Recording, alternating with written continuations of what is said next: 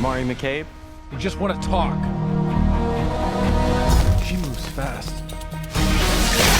Miss McCabe, stop! You think I want some crazy magic totem thing? I'm not going back to You are so not gonna believe this. Our very first external metahuman sighting. Check out that hotness. All I want to know is where it came from. Who's your family? That would be the $52 million question. Hand me the totem, or I will have one of these men kill you. I'm calling her Vixen. Hey YouTubers, it's Charlie. So this is going to be my Vixen trailer from Comic-Con. Vixen is like the next new show that the people that make the Arrow and the Flash are making. Yes, they're also doing Supergirl, but that's going to be a separate network. Vixen is part of the CW's group of shows.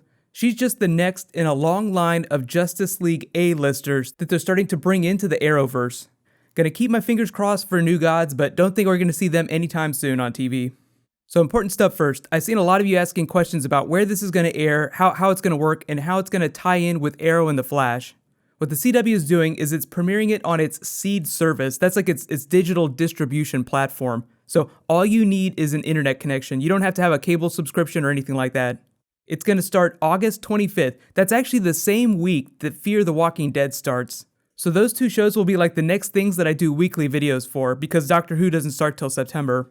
Vixen will be 6 episodes, so it's almost kind of like a miniseries. It will lead up to the premiere of Arrow and the Flash. So they'll air the final episode like the Tuesday before the Flash gets started. So you see how it works. It's the same thing with Fear the Walking Dead. It's like, 6 episodes, then bam, main series starts. Yes, Vixen is going to cross over with Arrow and the Flash in subtle ways. It's mostly going to be a one-way crossover.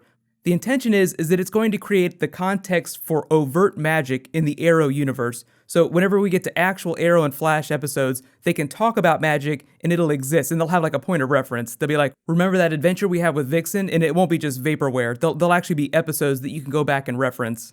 Now this first season of Vixen is going to be an origin story. She's going to learn all about her heritage, learn about the totem that gives her her powers, all the groundwork that they did in the Flash Season 1 and Arrow Season 1. What about live action though? Is she going to be on the live action TV shows? Well, they've said nothing about that. The actress that they cast to do the voice for Vixen definitely looks like she belongs on a CW show. I mean, she's got like the certain level of hotness that they cast for. But they made no comment about that. But I think the idea is that if Vixen is successful, she'll continue to be a digital series, and then they'll bring her on for guest spots on the live action show, eventually, maybe in future years. Vixen as a character has mostly appeared in other people's titles. She did get like a 2008 miniseries, Vixen Return of the Lion, but here's a really quick rundown of her character's history in the comics. Way back in ancient Africa, a warrior created a totem that allowed him to harness the powers of the animal kingdom. He went on to become Africa's first legendary hero. Now remember, this is the DC universe, so Black Panther does not exist in this universe. Moving up to recent continuity, Mari McCabe, who is the Vixen character, heard about the legend of the Tantu totem from her mother.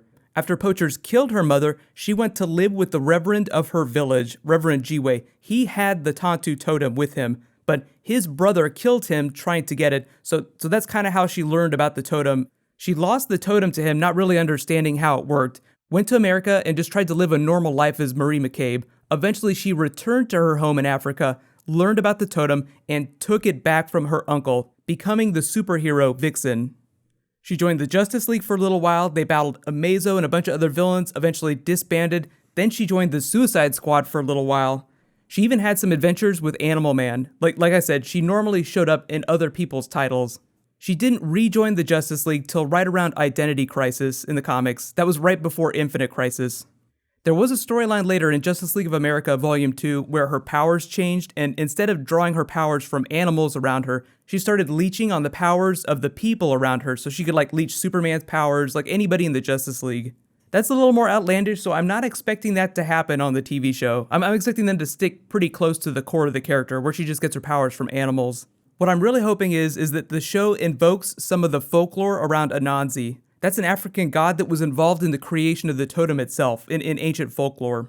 Amongst many other things, he's known as the spider, the trickster god, so at various times in the comics, he's played tricks on Vixen. Like he actually, at one point, he sucked her and Animal Man into the totem itself. When you look at comics like Black Panther, every once in a while, like they do invoke the Panther God, like the thing that actually powers the totem that they use, that gives them their powers. But I don't know how deep Vixen will get into that. They might just reference it. I don't know if we'll actually see Anansi on the TV show. But if you're a big fan of African mythology, then you're really gonna like Vixen. It's gonna be a lot of fun. It draws on African mythology in the way that Wonder Woman draws on Greek mythology. Even though the way her powers work have changed in the comics, I mean, each storyline plays with that just a little bit. It seems like on the show, she'll be able to use the powers of multiple animals at the same time. Like she's running at super speed here, and she punches berries super far. Usually the way they explain it is that her level of power is just a function of her ability to harness multiple abilities at the same time. So, I mean, the more she learns about it, the easier it will be for her to switch from power to power to power. If you want to read a really good Vixen storyline, just read that 2008 miniseries. It's called Vixen: Return of the Lion. She goes back to Africa searching for her mother's killers and has a sort of renaissance with her powers. Just based on the trailer they showed, I'm getting really excited for the series. I read her during Justice League. There is like a tie-in comic with the Flash and Arrow. If you haven't been reading it, it's called Flash Season 0 and Arrow Season 2.5. I don't know how the Arrow comic is going to change now that we're in Arrow Season 3, but I think the Flash Season 0 is going to stay Season 0. But they kind of tell the in-between stories and things that they don't have time to do on the TV shows. Like in this past week's Flash Season 0 comic, they told this really big Caitlin Snow storyline that they probably wouldn't have time for on the TV show. So if you want to read more side stories with a lot of these Arrow Flash characters, just pick up those comics. But let me know, what did you guys think about Vixen so far, just based on this trailer? And have you read her in the comics before? Like, did you read her during Justice League?